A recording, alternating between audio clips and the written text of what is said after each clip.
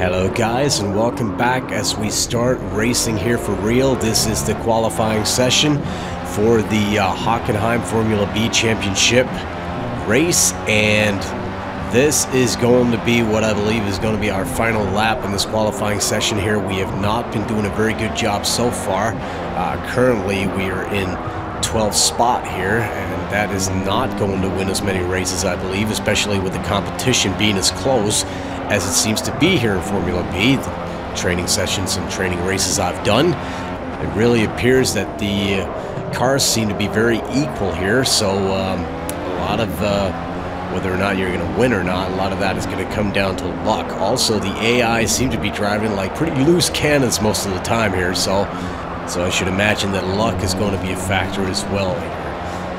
129.980, second better than our last lap there, but as you can see, as we come through turn 1 here, we lose the car, stop right in front of the tire barrier there, but that is basically as far as we're going to be going here, as we were running out of fuel as well. And it appears that, well, we are not in the top 10 here, no surprise.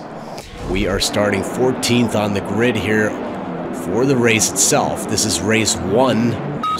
Formula B, we actually have 2 races taking place here. This is the first one, 38 laps, and we are getting ready to get out of the gate here. Just having a look down the inside here, see if somebody's trying to squeeze their way through. Everything is chaos here in turn 1. We somehow managed to sort of dive through all of that and escape from that little incident there unscathed. Lots of stuff going on, cars going on left and right here. We have a bit of a contact situation here coming into turn 2 and are running very slow through turn 4 here coming out, sorry, turn 3 here coming out on the long straight there, long curvy straight, and we're going to be going down the inside of that green car there. I'm not really sure who that is. I'm sure I'll be finding out later in the season, but bear with me here for race 1. I don't know a single name, much less have any idea of how to pronounce it, so it's going to be real fun to hear. Anyway, as we are up into P6 here, coming through the hairpin, we appear to have advanced 8 positions here on the first half lap so far, and I have to say there's definitely a reason to be happy about that. I've done a lot of training laps on this particular track, and while I'm pretty familiar with it at this point, and I'm getting pretty familiar with the Formula B car too, my main issue with this particular car seems to be that I have a tendency of losing the back end when I come out of a turn, so you're probably going to see me upshifting way too soon on a lot of occasions, and I assure you that is very much intended here as we come through the second to last corner here, coming out on the finishing straight. Lap 1 status report, almost running wide there, but we are up into P6 here after lap 1, and there's reason to be happy about that. Jumping right ahead to lap 3 here, we've managed to close the gap on Alicia Samuels, who is in P5 at the moment. We try to have a look down the inside there, but seem to be over-braking and losing the back end. They're very lucky not to spin, and again, the back end wants to step out on us there, and that's pretty much what I was talking about earlier. I have a nasty tendency of losing the back end on accelerating and losing the back end coming into turns braking too hard, and I probably think it's got something to do with my setup. If anyone can offer some advice as to how to set up the car so I don't lose the back end so much, please feel free to tell me, because I definitely need some help on this. I'm pretty much in the dark on how to set up the car properly. Jumping right ahead to lap 5 here, as we're going to be coming out on lap 5 anyway. This is the fastest lap of the race so far, so we're definitely starting to hit our stride here just as we run wide here, but Alicia Samuels runs even wider and gets hung up on the curb there. We almost end up rear-ending him/her. I'm not really sure whether or not it's a guy or a girl. It doesn't really matter though, but we managed to escape that one unharmed, thankfully. Skipping ahead to lap 6 here, we advance a couple of positions further as we are in P4 right now. We have cars in the pits, and I'm not sure whether or not they have suffered any sort of damage and have to go in for repairs, or whether or not they're making their mandatory pit stop very early indeed.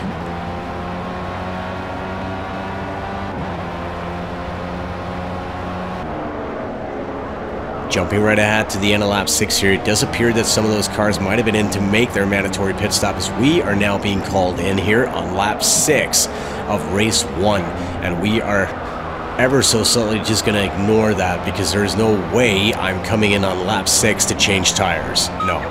So I'm just hoping there's a way for me to actually go into the pits and make a switch of tires later on in the race. I hope somebody's ready for me there, because I gotta be honest with you, I have absolutely no clue as to how to notify the pit I'm coming in to make a stop. Anyway, lap 8, we are currently running in P3, a couple of seconds down on some guy called Jim.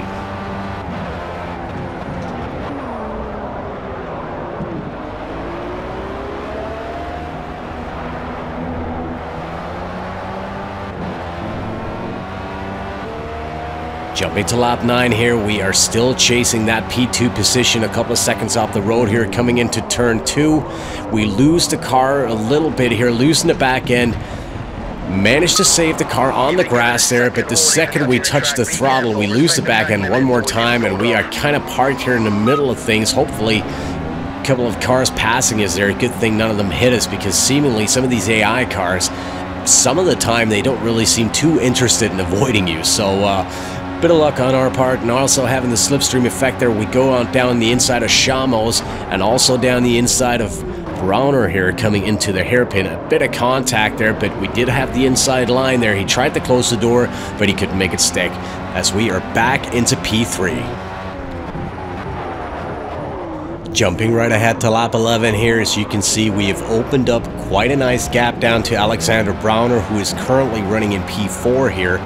And we are still trying to catch our guy Jim there, but he's about 10 seconds up the road right now due to a little bit of a mishap there a couple of laps ago. But no damage, thankfully, and we are still very much in the running here in race 1 at Hockenheim. Jumping ahead to lap 12 here, we are going to come in and see if we can't make our pit stop. This is the only stop we're going to be needing in this particular race, and I just hope that somebody is ready in there waiting for me. I'm not really sure. I should have been in on lap 6, but kind of opted not to follow team orders there. And well, we're coming in here on lap 12, 6 laps later, and hopefully some doesn't really appear as though there's a pit crew there. Only a guy standing there with a sign. So I guess elves are going to come out and change my tires for me there, maybe. Well, loads of pit noise there and everything, but I don't really see my front tires moving, so, well, let's just assume they got changed there anyway. Skipping to lap 15, we are currently running in P6 here behind Luke Bristow, and wouldn't you know it, coming through turn 2 one more time, we lose the back end. This time, we hit the grass one more time. We don't lose the car completely on the grass there. It's slippery, well, explicit something. But we lose 2 positions, and we are now running in P8 on lap 15. Skipping right ahead to lap 17, we've managed to close the gap on our P7 buddy here, Alexander something. I'm not going to try and pronounce that without due practice, I got to tell you. Trying to go down the inside of here of another friend of ours, Jean-Baptiste Segaud, and I'm probably mispronouncing all of these names in the worst way. If anybody can offer some advice, please let me know. I'm in the dark here. Thank you. Jumping to lap 18 here, getting caught in the slipstream here of Jean-Baptiste, almost losing the car here into the gravel pit. And wouldn't you know it, our friend Alexander something takes full advantage of that as we've been held up a little bit here, dives down the inside of us as we are back into P8. Nice move by the AI there. And right now the task at hand is going to be staying as close as we can to these guys here, and hopefully we're going to be in a position where we can make a move coming out on the long straight there, as both of the guys just get hung up on the curb there a little bit and lose pace, and we have the opportunity of diving down the inside of Alexander, and Jean-Baptiste is trying to close the door on us there, but we're having none of that. We had the inside line. We're going to be taking full advantage of that as we are back into P6.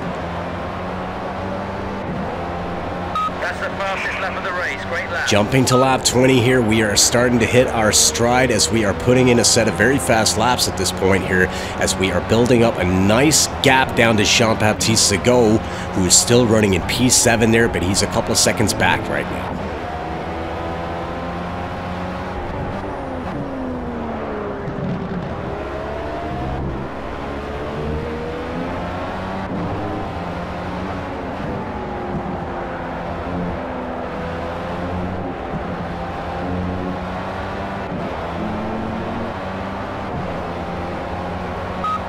lap time's a little bit inconsistent.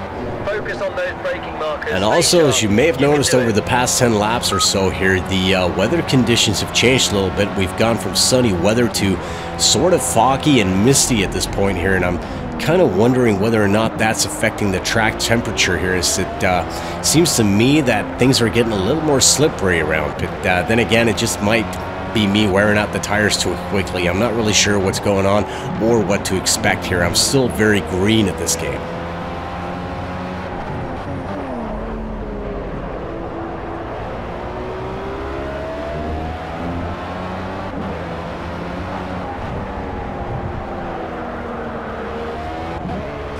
Jumping ahead to lap 29 here, we seem to be catching up to Luke Bristow, who is currently running in P5, as the fog is getting worse here at the moment, as visibility is definitely down. I cannot see the car ahead of me right now, but still able to see the brake markers there, so I guess that's all I really need for now. But I'm certainly hoping this is not going to get any worse than it is right now, because if it does, things could be getting very, very interesting. Jumping ahead to lap 31 here as we come through the right-hander. For some odd reason, we just seem to get on the throttle a little too soon here. We lose the back end yet one more time. End up on the grass, end up parked across the track here, and thankfully nobody is close enough to catch us here. But I guess it means that P5 is definitely out of the question here this late in the race. Jumping ahead to lap 35 here, coming through turn 2 one more time. We just seem to lose the back end. One wheel on the grass sends us across the track here. We get torpedoed sideways by someone, I'm not really sure who, and definitely damages our steering somehow, because with 3 laps remaining here, we are able to continue, but look at the steering wheel there. This is definitely going to be a little bit difficult.